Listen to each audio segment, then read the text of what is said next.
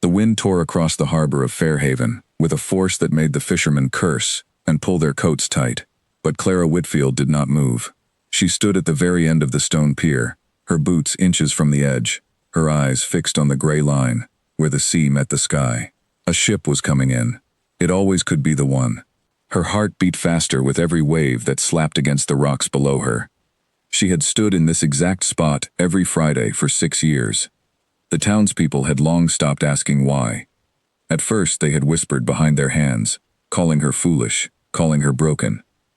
Now they simply looked away when they passed her, as though she were a piece of the pier itself, worn smooth by time and weather. Only the seabirds seemed to notice her anymore, circling overhead as if waiting alongside her. The ship drew closer. Clara's fingers curled around the folded edge of her shawl. She counted the masts, the sails, the shape of the hull against the darkening sky. Her breath caught. Then, slowly, it left her chest in a long, quiet sigh.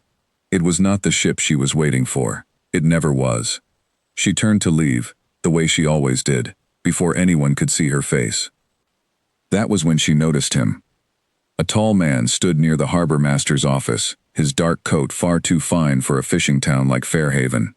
He was watching her, not with pity, not with the careless curiosity of a stranger passing through, but with something sharper, something that made her stomach tighten.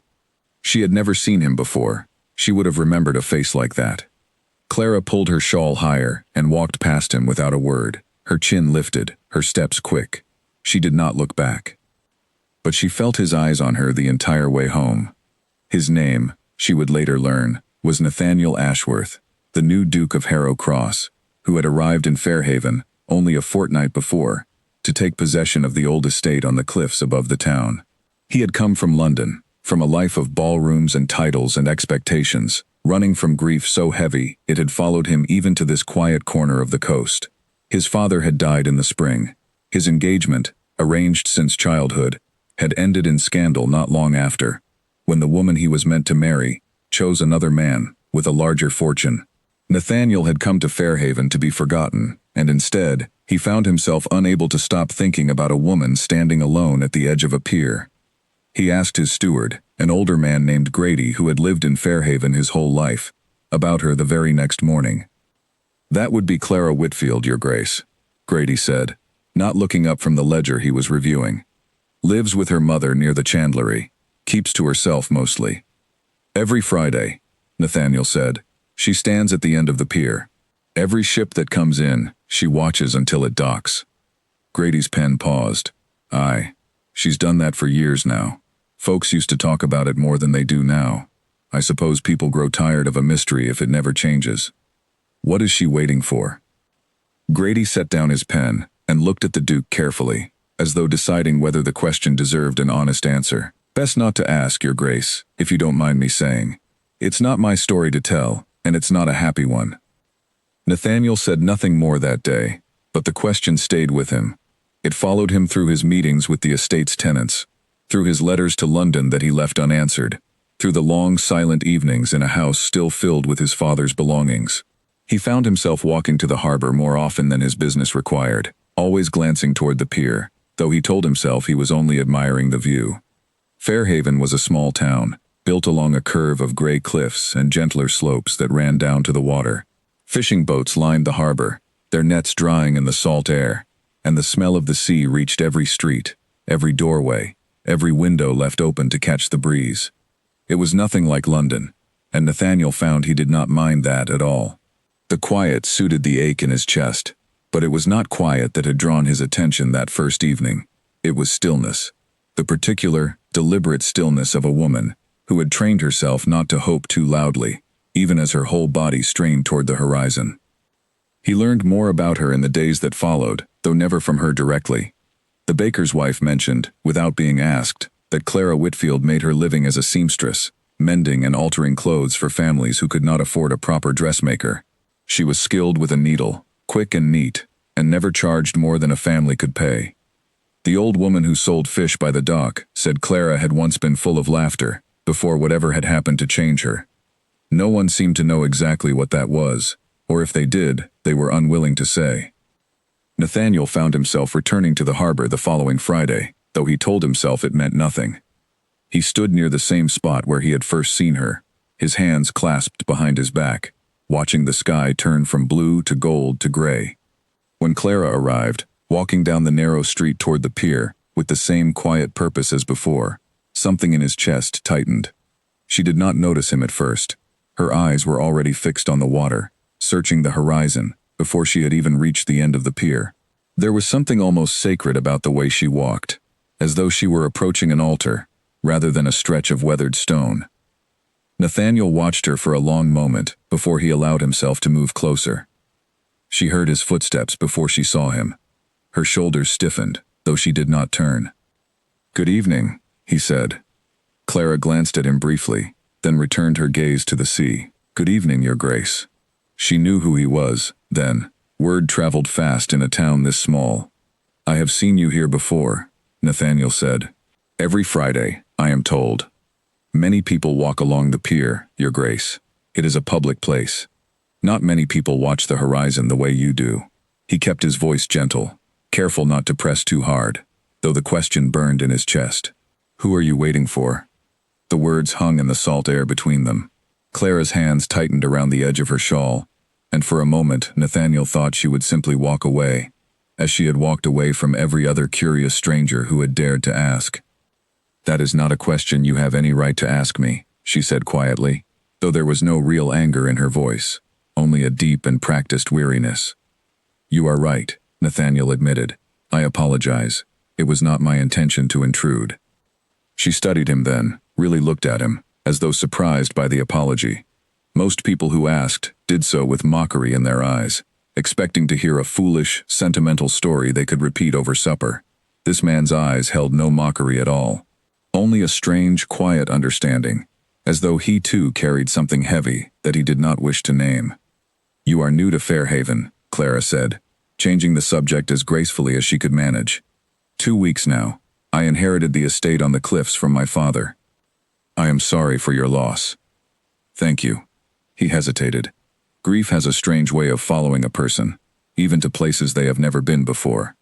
Something flickered across Clara's face, gone before he could name it. Recognition, perhaps. Or the particular loneliness of someone who understood exactly what he meant. "The ship you were watching," Nathaniel said carefully. "It was not the one you were hoping for." "No." Her voice was barely above a whisper. "It never is. Perhaps next Friday." "Perhaps," she said the word, the way a person says a prayer they no longer fully believe, out of habit more than faith. Then, seeming to catch herself, she straightened her shoulders and stepped back. "I should return home. My mother will be waiting." "Of course." Nathaniel inclined his head. "I hope we might speak again, Miss Whitfield." She paused at the sound of her own name in his mouth, surprised he had learned it. "Perhaps we shall, Your Grace." She turned and walked away down the pier, her steps steady, her back straight. But halfway down the length of stone, she glanced over her shoulder, just once, just for a moment, before facing forward again and continuing on her way. Nathaniel stood alone at the edge of the water long after she had disappeared into the winding streets of the town, the wind pulling at his coat, the last light fading from the sky. He did not know her story yet. He did not know what ship she was waiting for, or who had sailed away and never returned. But he knew, with a certainty that surprised him, that he wanted to find out. Not out of idle curiosity, and not out of the careless interest of a nobleman amused by a townswoman's strange habits. He wanted to know, because something in her stillness had reached across the distance between them, and touched the same quiet ache that lived in his own chest, the ache of loving something, or someone, that the world insisted was already lost. That night, in the great empty house on the cliffs, Nathaniel sat by the fire long after his supper had gone cold, thinking of gray eyes fixed on a gray horizon, and of a question he had asked, without knowing how much it would come to matter. "Who are you waiting for?" He did not yet have an answer, but he intended to find one. The following morning, Fairhaven was already talking. It was a small town, and small towns noticed everything, especially when a duke was involved. Clara heard the whispers before she even reached the market, the way conversations dipped and shifted when she passed, the way eyes followed her longer than they used to. She kept her chin high and her basket steady on her arm, refusing to let anyone see how much the attention unsettled her. Her mother, Margaret Whitfield, noticed the change in her the moment she returned home. "You spoke with him," Margaret said, not as a question, setting down her mending as Clara came through the door. "The new Duke." "He asked me a question," Clara said, hanging her shawl by the door. "That is all." "Which question?" Clara did not answer right away. She busied herself with the kettle, with the fire, with anything that kept her hands moving, and her eyes away from her mother's knowing gaze. Margaret had asked her the same question herself, many times over the years, though she had long ago learned not to expect a different answer. "He wanted to know who I was waiting for," Clara said finally. Margaret's expression softened, the way it always did when the subject of the pier arose between them. She had watched her daughter walk to that stretch of stone every Friday for 6 years, had watched hope and heartbreak take turns wearing down the same beautiful, stubborn face, and she had never once told Clara to stop. "And what did you tell him?" "Nothing." Clara set 2 cups on the table, her hands steady despite the tightness in her chest. "It is not his business, or anyone's business but mine." "Perhaps," Margaret said gently, "but it has been 6 years, Clara, and you have never once told anyone the whole truth of it. Not even me, not all of it." Clara turned away from the fire, her eyes bright with something that might have been tears, or might have been anger, though the two had become difficult to tell apart over the years. "Because saying it aloud makes it real. As long as I keep it inside, as long as I keep going to that pier, there is still a chance." "A chance for what, my dear?" Clara did not answer. She did not need to. They both knew the answer already, had known it for 6 long years, though neither of them had ever dared to say the words plainly. William Caro had sailed from Fairhaven Harbor on a bright spring morning, promising to return before the autumn winds turned cold, and he had never come back. No wreckage had ever washed ashore. No letter had ever arrived explaining his absence. He had simply vanished into the wide gray sea, leaving behind a young woman who loved him with the whole of her heart and refused, even now, to believe he was truly gone. Margaret reached across the table and took her daughter's hand. "I only want you to be happy, Clara, whatever that happiness looks like." "I know, Mama. The Duke seems a kind man." Clara pulled her hand back gently, standing to check the kettle though it had not yet begun to boil. "He is a duke, Mama, and I am a seamstress who waits at the end of a pier like a woman who has lost her senses. Whatever kindness he showed me tonight, it will not last past his curiosity being satisfied." But even as she said the words, she found herself thinking of the way he had apologized so quickly, so sincerely, when she had told him the question was not his to ask. She thought of the understanding in his eyes when he spoke of grief following a person to new places. She had expected mockery, or worse, pity. She had not expected to be seen. She told herself it did not matter. She told herself, as she had told herself every Friday for 6 years, that next week the ship would come, and William would step onto the pier with that easy smile of his, and none of this would matter at all. She told herself this every night as she fell asleep, and every morning when she woke, and she believed it a little less each time, though she would never have admitted that to anyone, not even to her own mother in the quiet of their small kitchen. Across the town, in the grand cold house on the cliffs, Nathaniel Ashworth was thinking of her too, turning the mystery of Clara Whitfield over in his mind like a stone he could not stop touching. He did not yet know her full story, but he intended to learn it, gently, patiently, in whatever way she would allow.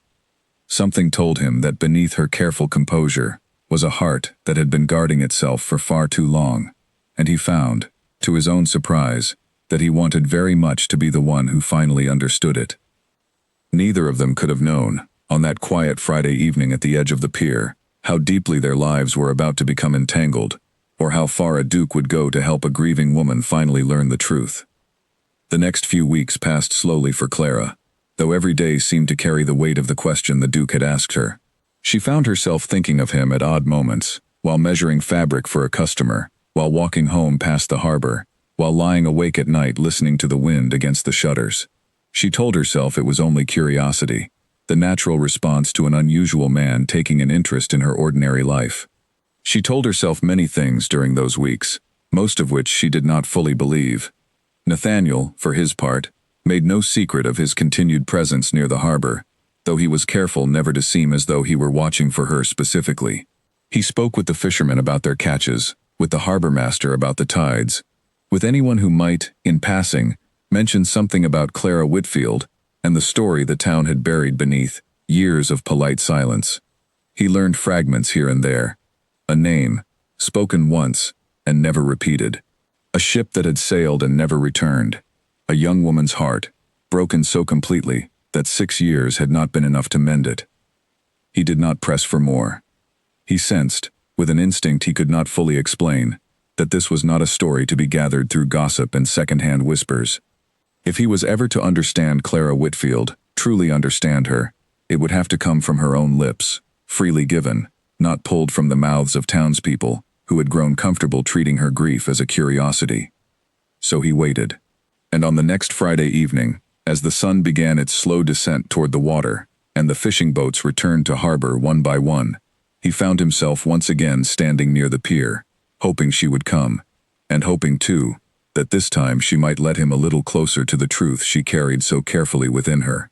She came, as he had hoped she would, walking down the narrow lane toward the harbor, with her shawl wrapped tight against the evening chill.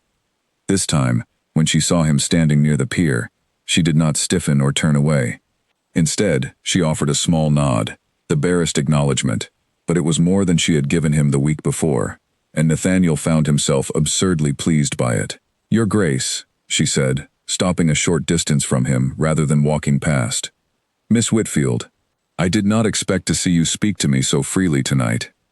A faint smile touched her lips, there and gone in an instant.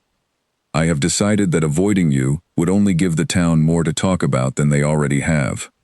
A practical decision." "I am a practical woman, Your Grace."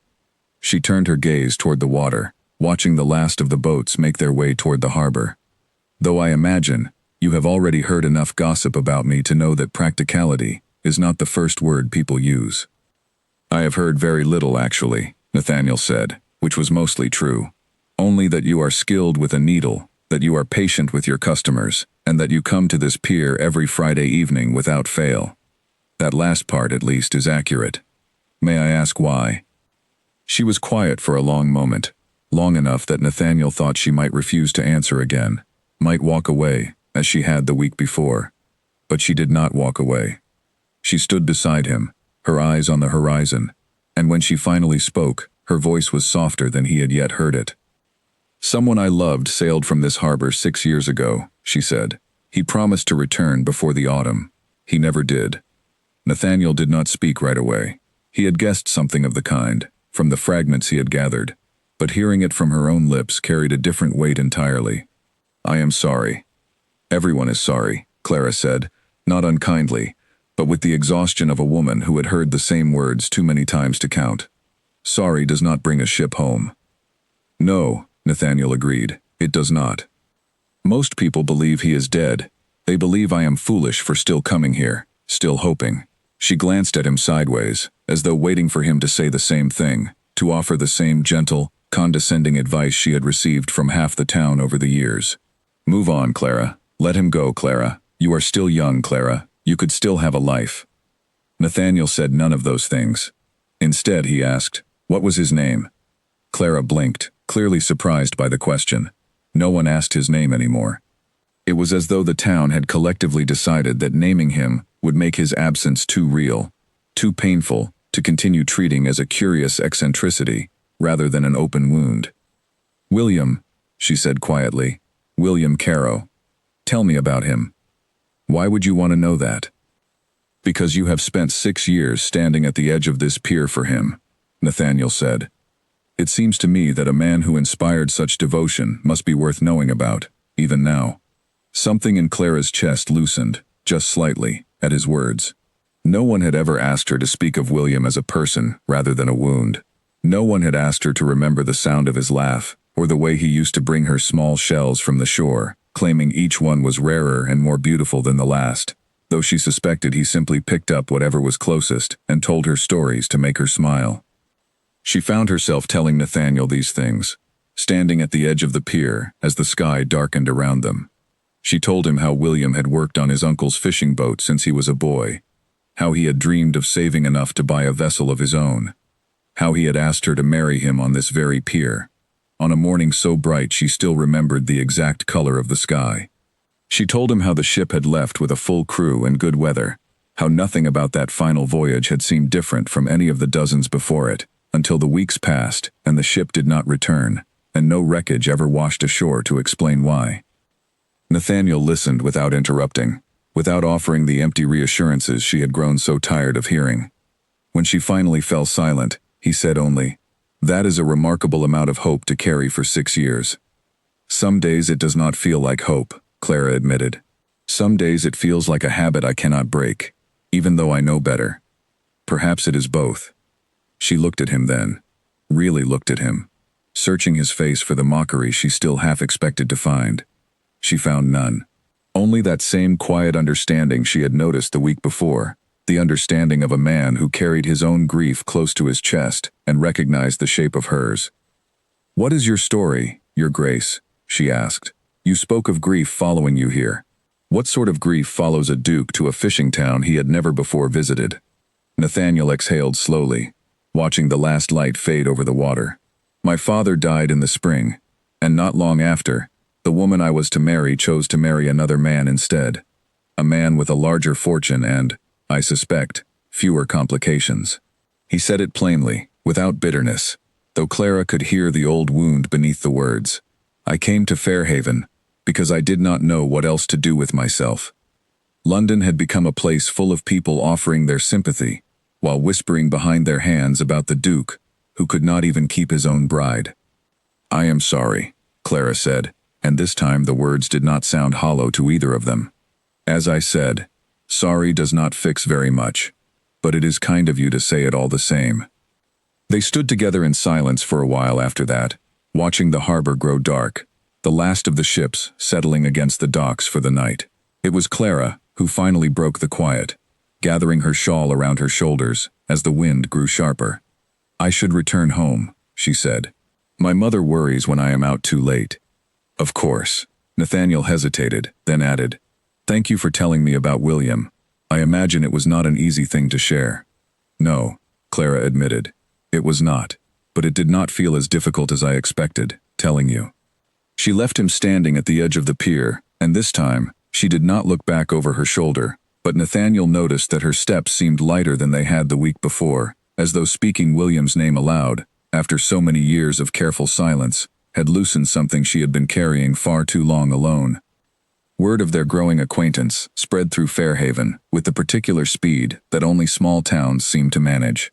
By the following week, half the market stalls were buzzing with speculation about the Duke and the Pier woman, as she was still sometimes called by those who had not yet learned better.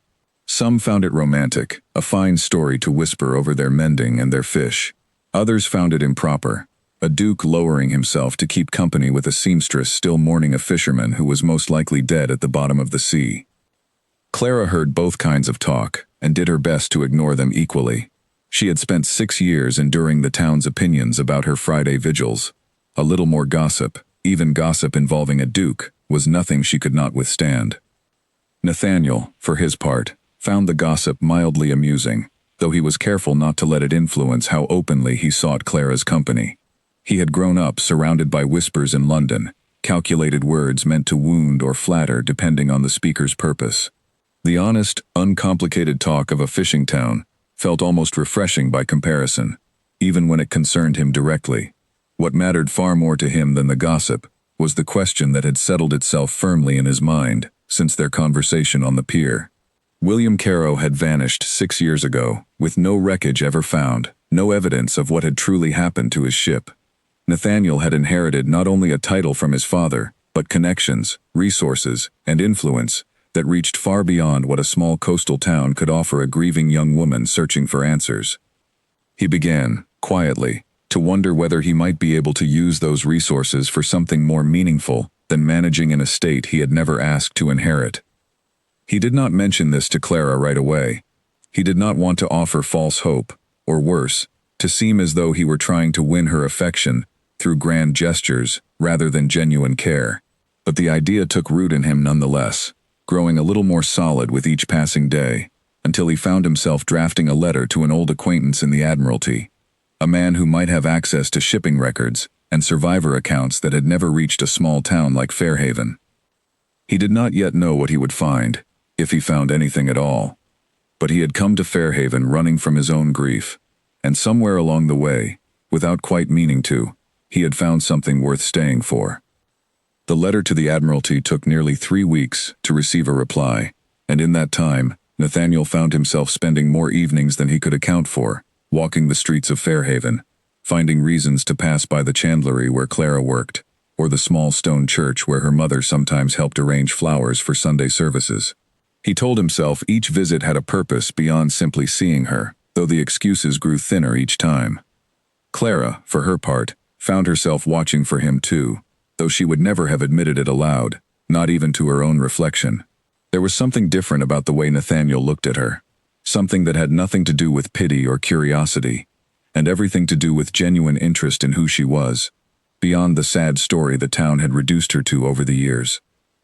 It was Vicar Hollis who first suggested to Nathaniel, quite by accident, that there might be more to William Carrow's disappearance than the town had ever properly investigated. The old vicar had a habit of speaking his mind freely, having long since decided that his age and position gave him the right to say what others were too polite to mention. "It always struck me as strange," the vicar said one afternoon, as Nathaniel sat in the small church discussing repairs to the roof, a task the estate had taken on as part of its obligations to the town.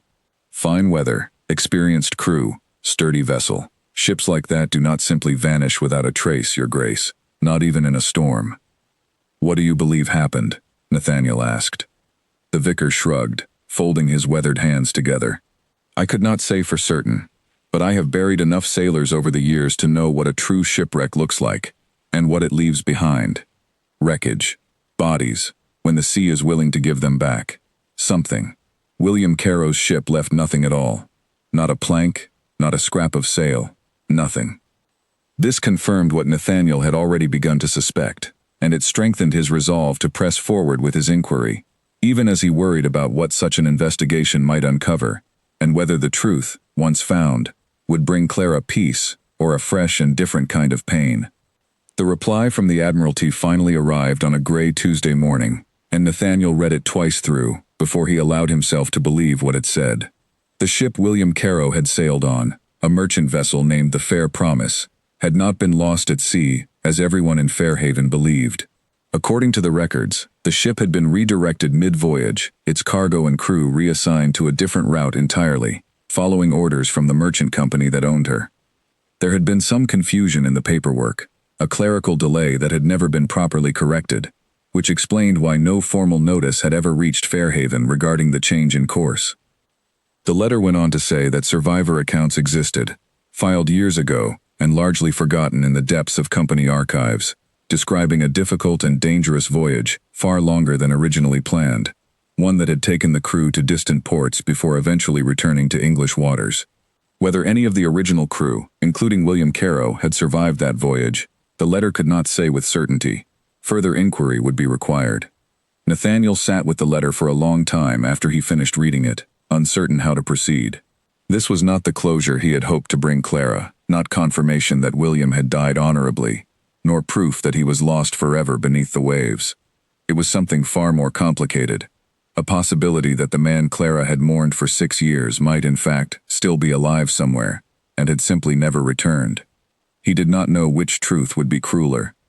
He decided, after much deliberation, that Clara deserved to know what he had found, regardless of how uncertain the answers remained. He requested to see her the following evening, not at the pier this time, but at the small parlor of her mother's home, a more appropriate setting for the kind of conversation he knew they needed to have. Margaret Whitfield greeted him at the door, with a mixture of surprise and cautious hospitality, showing him into the modest but tidy parlor, where Clara sat with her mending in her lap, her needle pausing mid-stitch when she saw who had arrived. "Your Grace," she said, rising quickly. "I was not expecting you." "Forgive the intrusion," Nathaniel said. "I have learned something I believe you deserve to know, though I confess I am uncertain how to share it gently." Clara's face paled slightly, her hands twisting together in front of her. "Is it about William?" "Yes." Margaret excused herself quietly, though Nathaniel suspected she remained close enough to hear whatever was said, a mother's instinct to protect her daughter, overriding any concern for propriety. Clara gestured for Nathaniel to sit, though she remained standing herself, as though bracing for whatever news he carried. "I wrote to a contact of mine in the Admiralty," Nathaniel explained. "I did not tell you beforehand, because I did not wish to give you false hope, if nothing came of it. But a reply arrived yesterday." He recounted what the letter had said, choosing his words carefully, watching Clara's expression shift from confusion to disbelief, to something that looked almost like fear. "He might be alive," Clara whispered, when Nathaniel finished speaking. "All this time, he might have been alive, and he never came home." "I do not know that for certain," Nathaniel said gently. "The records only confirm that the ship was redirected, and that survivor accounts exist. Whether William was among the survivors, I cannot say without further inquiry." Clara sank into the chair across from him, her hands pressed to her mouth, her eyes bright with tears she seemed to be fighting to hold back. For 6 years she had told herself that William's absence was not his choice, that some terrible accident of the sea had taken him from her against his will. The possibility that he might have survived, might have chosen not to return, was a different kind of grief entirely, one she had never allowed herself to consider. "I do not know if I want to know the truth," she admitted, her voice barely audible. "For 6 years I have told myself he would return if he could. If I learn now that he could have returned and did not, I do not know how I will bear it." "You do not have to decide tonight," Nathaniel said. "I only wished for you to have the information, so that you might choose for yourself whether to pursue it further." Clara was quiet for a long moment, staring at her hands, at the mending forgotten in her lap. When she finally looked up at him, there was a new kind of resolve in her eyes, fragile but determined. "I think perhaps it is time I finally learned the truth, whatever it may be. I cannot keep standing at that pier forever, hoping for a ship that may never come, when the answer might be found elsewhere." "Then I will continue the inquiry," Nathaniel said. "Whatever the truth turns out to be, I will help you find it." "Why?" Clara asked suddenly. "Why would you go to such trouble for me, Your Grace? We have known each other only a few weeks." Nathaniel considered his answer carefully before he spoke. "Because I understand what it is to carry grief without answers," he said. "And because, if I am honest, I have found myself caring for your happiness rather more than I expected to, in the short time I have known you." Clara's cheeks colored faintly at his words, though she said nothing in reply, uncertain how to respond to an honesty so plainly given. The silence that followed was not uncomfortable, but full of things neither of them was quite ready to name aloud. "Thank you," she finally said, "for telling me, and for offering to help, even knowing what the answers might cost me." "You are not alone in this any longer, Miss Whitfield," Nathaniel said, rising to take his leave. "Whatever we find, I intend to see it through with you." After he had gone, Clara sat alone in the parlor for a long while, the candle burning low beside her, her mending still untouched in her lap. 6 years of careful, guarded hope had suddenly cracked open into something far more uncertain and far more frightening than she had ever allowed herself to imagine. But beneath the fear, she found something else stirring as well, something she had not felt in a very long time. Not the desperate, unchanging hope she carried to the pier each Friday, but something new, something that had walked into her life, wearing a duke's fine coat and asking, with genuine care, who she was waiting for.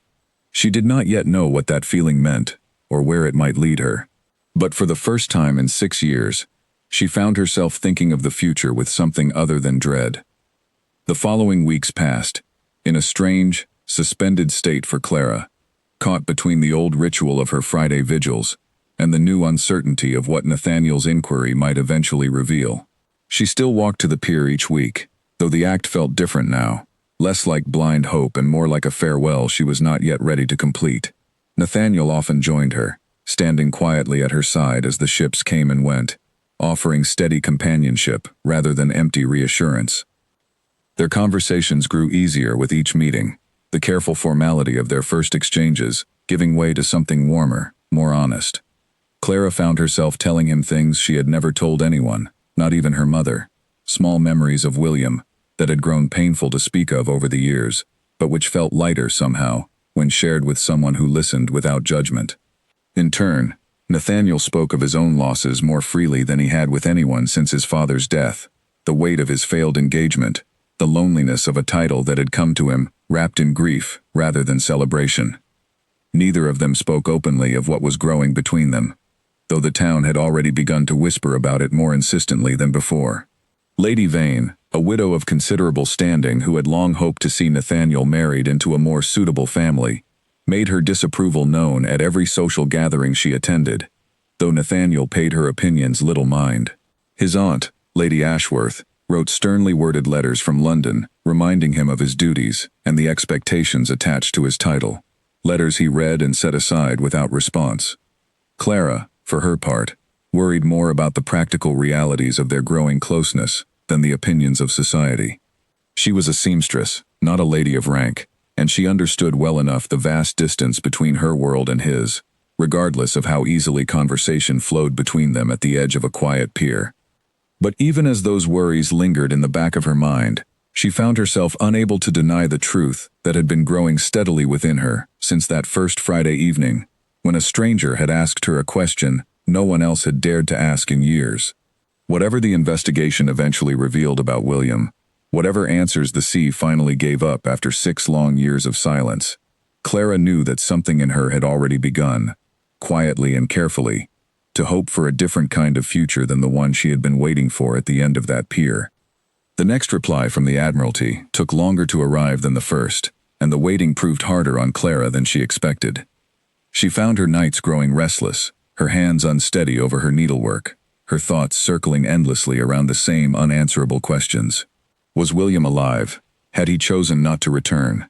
Had something else entirely happened? Some explanation neither she nor Nathaniel had yet considered. The uncertainty gnawed at her in a way that 6 years of quiet, settled grief never had. She said as much to Nathaniel one evening, as they walked along the harbor path rather than standing at the pier itself, the autumn air sharp with the smell of salt and coming rain. "I thought I wanted the truth," she admitted, "but now that it feels close, I find myself afraid of it. At least before, I had my grief settled into something I understood. Now I do not know what I am waiting for anymore."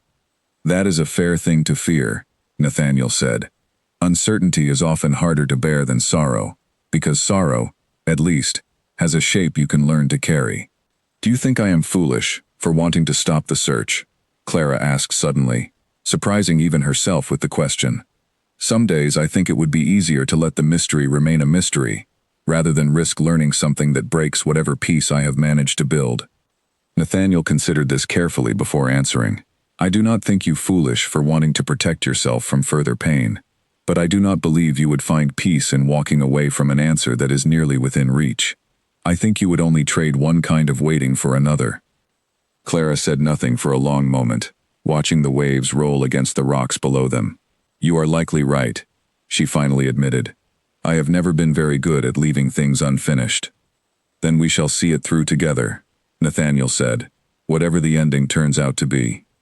It was during this same conversation, walking slowly along the darkening harbor path, that Clara finally allowed herself to speak of something she had kept carefully guarded since their first meeting, a truth she had not even fully admitted to herself until the words began to form on her lips. "I have been thinking," she said quietly, "that perhaps my 6 years of waiting were not only about William, perhaps they were also about not wanting to face the world without a reason to hope for something. As long as I stood at that pier, I did not have to decide who I might become if I let that hope go." Nathaniel stopped walking, turning to face her fully. "And now?" "Now I find myself hoping for something entirely different," Clara said, her voice barely above the sound of the waves. "Something I did not expect to feel again, not after everything." The words hung between them, honest and unguarded, in a way neither of them had quite managed before. Nathaniel reached out, gently taking her hand, and Clara did not pull away. "I feel the same," he admitted. "I came to Fairhaven believing myself finished with hope of any kind, believing my heart too bruised to risk caring for anyone again. And then I saw a woman standing at the edge of a pier, refusing to give up on love even after 6 years of silence, and something in me refused to stay closed off any longer." They stood together in the gathering dusk, hands joined, the weight of everything unspoken finally beginning to settle into something clearer between them. It was not a declaration, not yet, but it was an honesty neither of them had been ready to offer before that evening. and it changed something quietly and permanently in the space between them.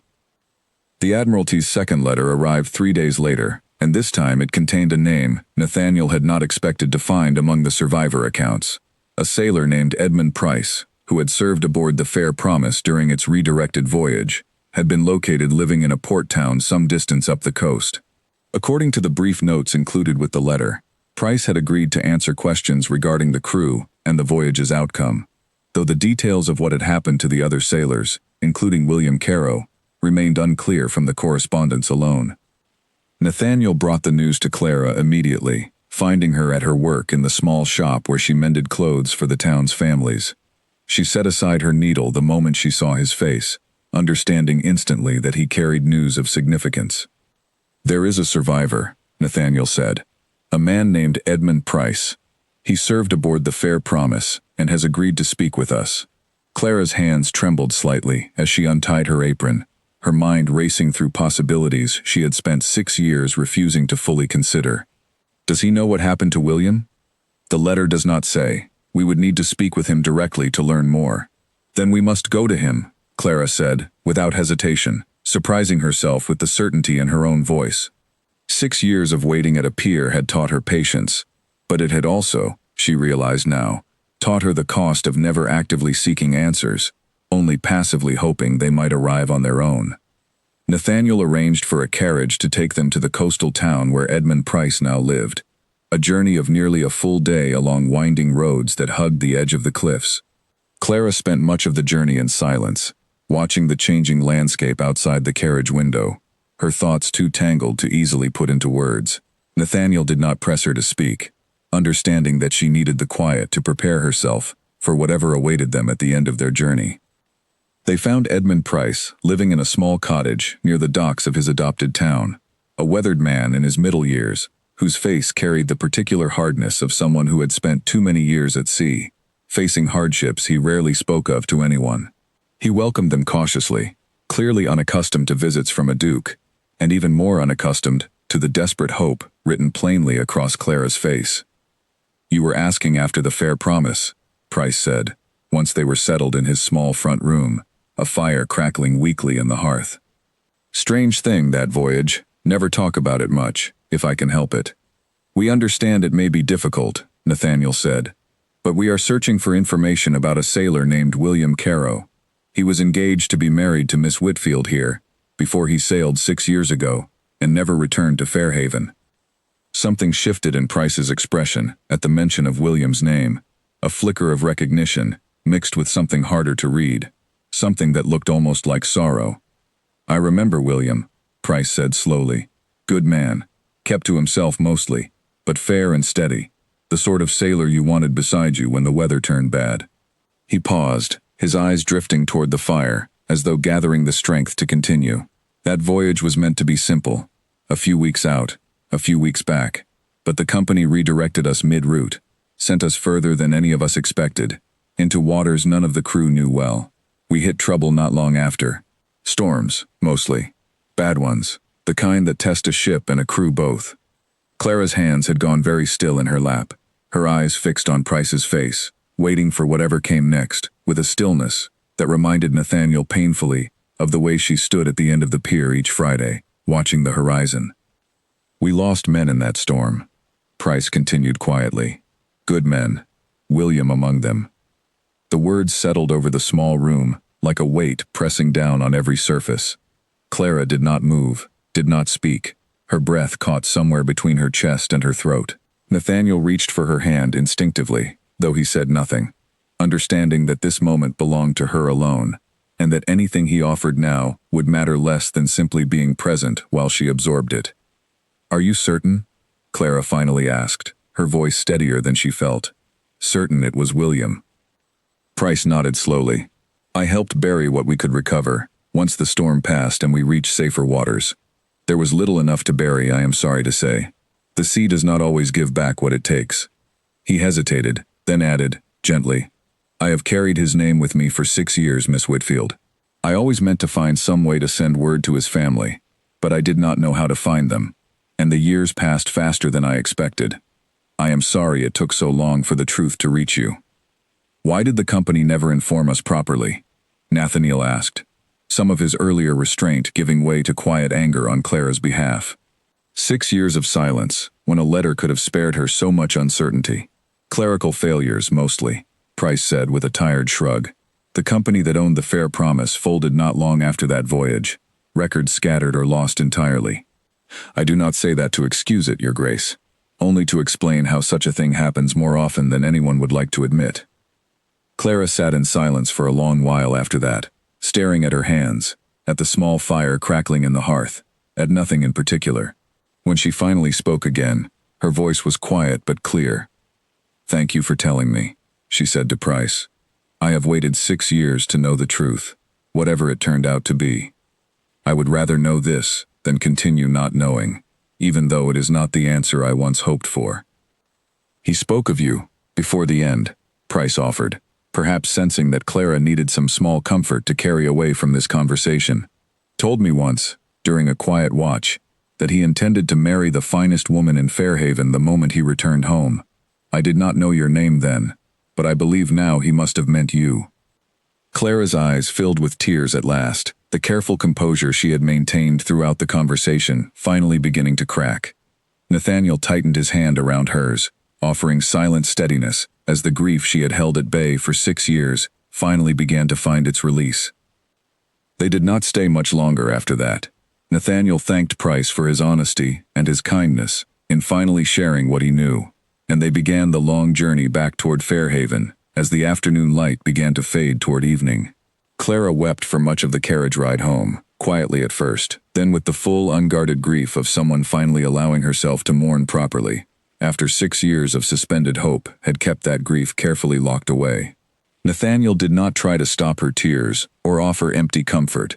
He simply stayed beside her, his presence steady and unwavering, until the worst of it had passed, and she leaned against him in exhausted silence as the carriage rattled along the darkening road. I do not know who I am, without the waiting, Clara admitted quietly, somewhere in the final hour of their journey. 6 years, Your Grace. 6 years of Fridays, of watching that horizon. I do not know what I will do with myself now. You will grieve properly, for as long as you need to, Nathaniel said gently, and when you are ready, you will discover who you are becoming, rather than who you were waiting to become again. I do not think that is something you need to rush. You have been very patient with me, Clara said. Through all of this. I would be patient with you for far longer than this, if you allowed it, Nathaniel said quietly, and Clara, exhausted and raw with new grief, found she did not have the strength to question what those words might mean for the future. She only knew, in that moment, that she was grateful not to be facing this particular truth alone. The weeks that followed were difficult ones for Clara, filled with a grief that felt both familiar and entirely new. She had mourned William for 6 years already, in her own quiet way, but this fresh confirmation of his death brought with it a different kind of sorrow, sharper and more final than the suspended hope she had grown accustomed to carrying. Her mother held her through the worst of the early nights, offering the same steady comfort she had offered since William first failed to return from his voyage all those years ago. Nathaniel remained close throughout those difficult weeks, though he was careful not to press Clara for anything beyond what she could offer. He visited often, sometimes simply sitting with her in comfortable silence while she worked at her mending, other times walking with her along the harbor path as she slowly began to process the shape of her new grief. He never once made her feel as though her sorrow was inconvenient or unwelcome, and Clara found, to her quiet surprise, that his steady presence made the weight of her mourning easier to bear than she had expected. The town of Fairhaven, too, seemed to shift in how it regarded her. Word of the truth Clara had finally uncovered spread through the community with the same speed as every other piece of gossip, but this time, the whispers carried something different than the pitying curiosity of years past. There was respect now, in the way the townspeople spoke of her, an understanding that the woman they had quietly mocked for her strange devotion had, in fact, loved someone with a depth and loyalty rare enough to be admired rather than dismissed. Slowly, as the weeks passed into a full month, Clara began to notice small changes within herself. The sharp edge of her grief softened into something gentler, more manageable, a sorrow she could carry without it consuming every part of her days. She found herself laughing again, quietly at first, then more freely, at small jokes Nathaniel offered during their walks, at her mother's dry observations over supper, at the simple pleasures of a life she had spent 6 years holding at arm's length, while she waited for a ship that was never going to return. It was on a Friday evening, nearly 2 months after their journey to see Edmund Price, that Clara realized she had not walked to the pier that week. She sat by the fire in her mother's parlor, mending forgotten in her lap, and the realization struck her with a quiet, unexpected force. For the first time in 6 years, a Friday had passed without her standing at the end of that pier, watching the horizon for a ship that would never come. She did not feel the guilt she might have expected.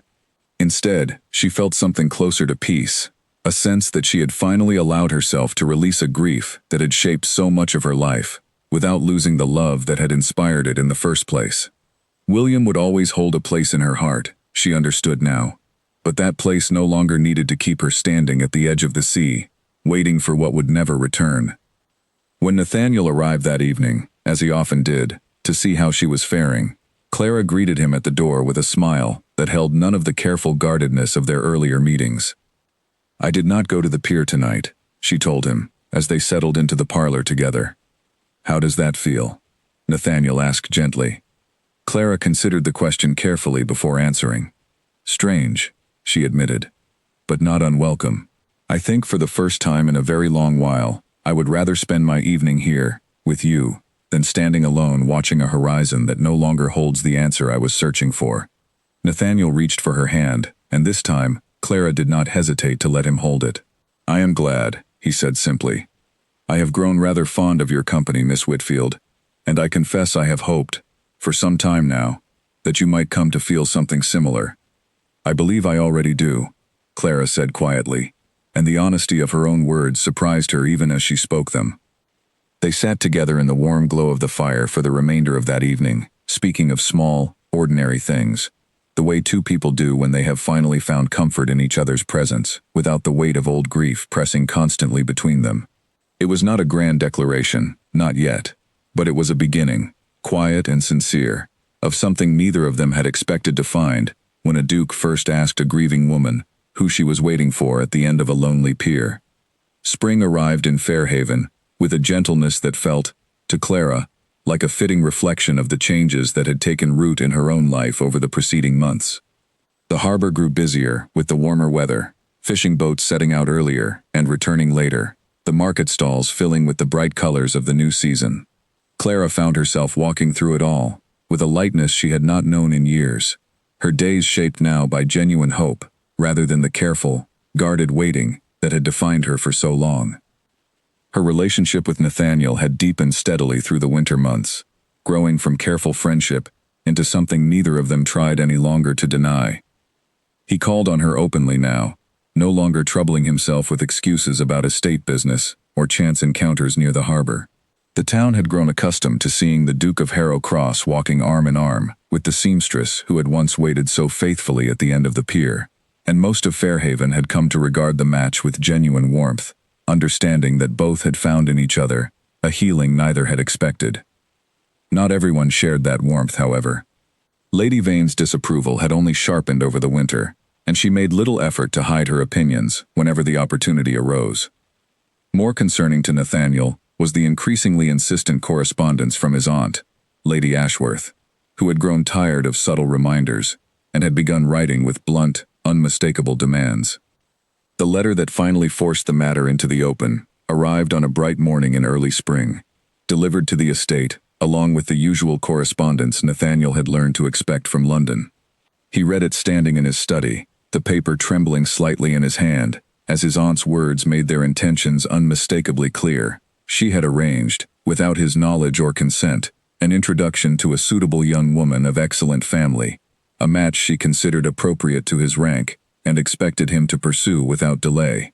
She reminded him, in no uncertain terms, of his duty to the family name, and of how unsuitable it would be for a duke to attach himself permanently to a woman of no rank or fortune, however pleasant she might be as a passing companion.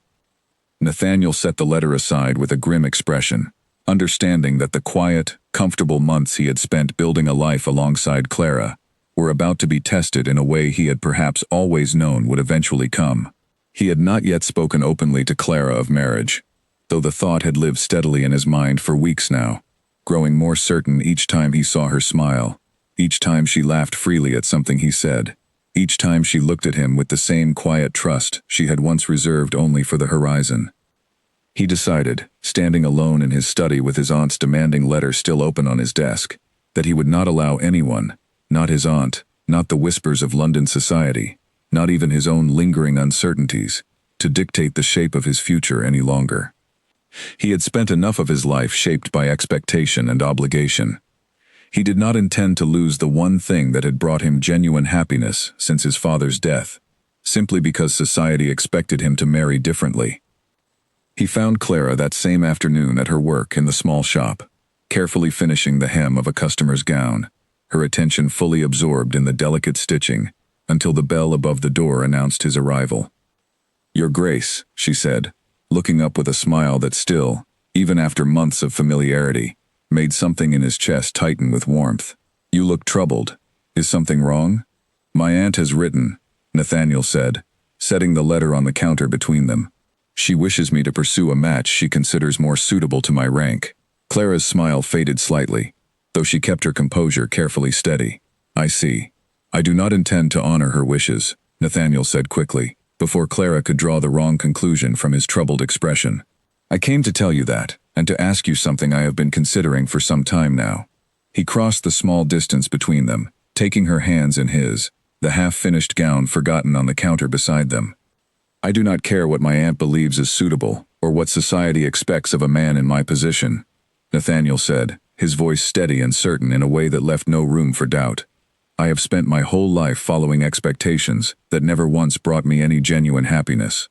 You, Clara Whitfield, have brought me more peace and more joy in these past months than I believed myself capable of feeling again.